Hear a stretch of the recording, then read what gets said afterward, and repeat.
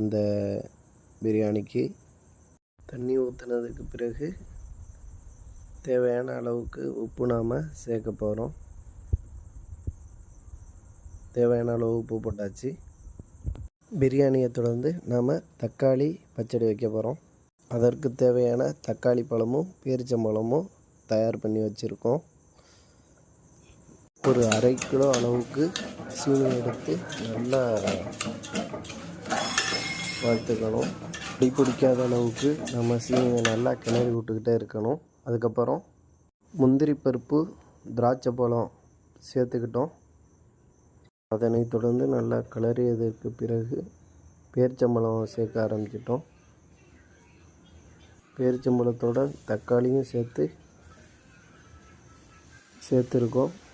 முழுமையாக தக்காளியை போட்டாச்சு. போட்டதற்கு பிறகு நல்லா